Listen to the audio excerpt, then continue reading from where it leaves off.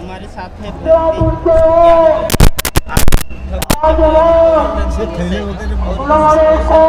आप क्या संदेश देना चाहते हैं?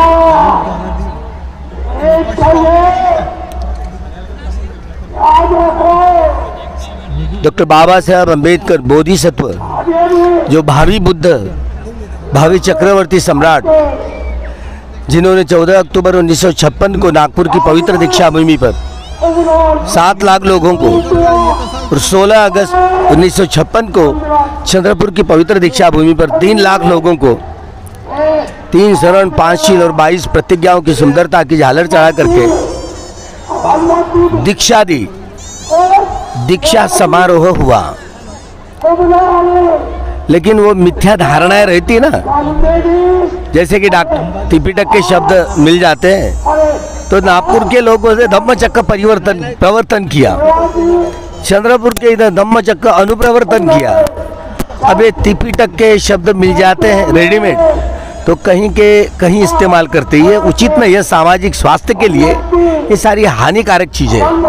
डॉक्टर बाबा साहब ने ये जो धम्म क्रांति की, सामूहिक धर्मांतरण का समारोह था। धम्मचक्र प्रवर्तन केवल सम्यक संबुद्ध ही करते हैं।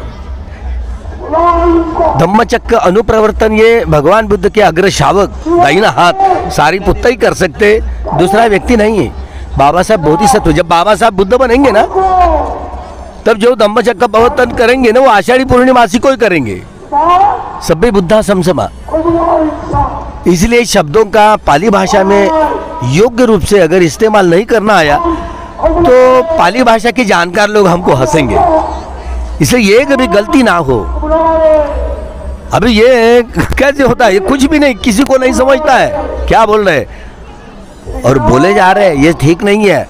इसलिए भगवान ने बार बार कहा, जो लोग जिनको धम्म देशना करनी आती है, एक धम्म स्कंद, सारे कोई भी आता है उल्टा पलटा, किसी भी कोई भी बोलता है तो मैसेज ठीक नहीं जाता।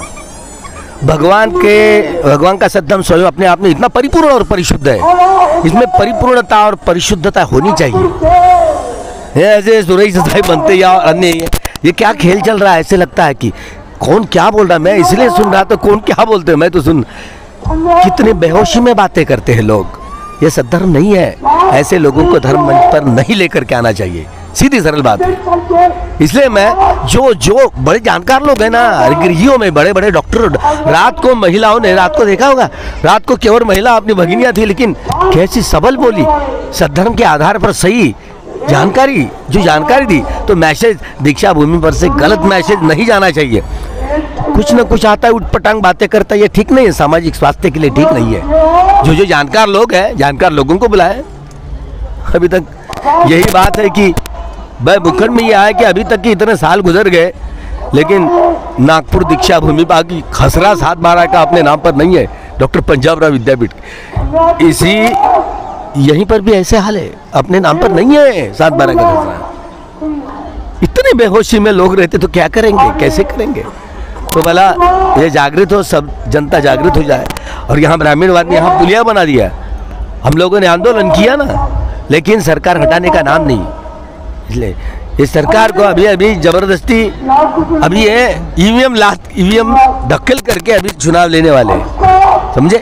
तो ईवीएम आप बाबा साहब के अनुयायी ने सब सामाजिक, आर्थिक, राजकीय, सांस्कृतिक संगठनों के सामने आकर के ईवीएम हटाओ और जनतंत्र बचाओ, यह सामने उतरना चाहिए सभी संगठनों ने। और ईवीएम बंद कर, ईवीएम बैन।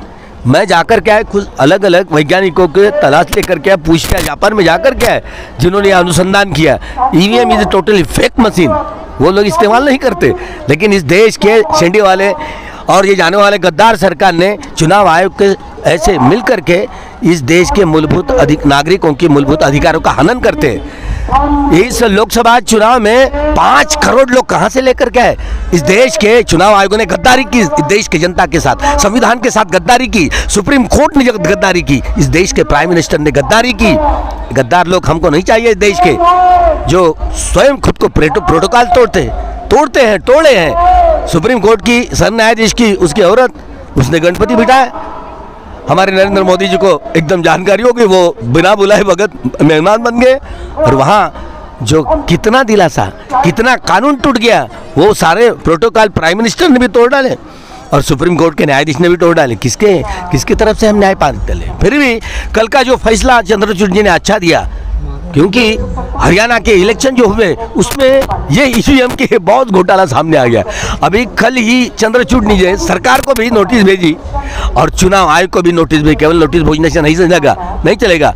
अगर मेरे जैसा अगर कोई सुप्रीम कोर्ट रहता ना तो इनकी वाट लगाता, सब संसद विसर्जित करके 6 महीने के लिए इमरजेंसी करके इनको सबको अंदर कर देता और फिर से चुनाव सही मत, क्योंकि संविधान के अनुसार 101 के अनुसार आज भी ये चुनाव, ये वोटिंग, ये मतपत्रिका पर ही होना चाहिए, ऐसे कानून है। लेकिन हमारे देश के साथ ही देश के छेड़ी वाले जानू वाले सरकार ने गद्दारी की है।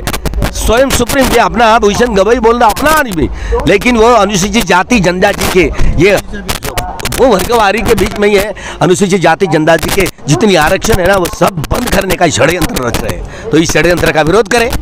बस यही आह्वान इस धम्म क्रांति के यस 68 के वर्ष पे उपलक्ष्य में यही उपदेश, यही संदेश जावे सबकी तरफ। बहुत खूब मंगल हो, सुखी हो तुम। साधु साधु।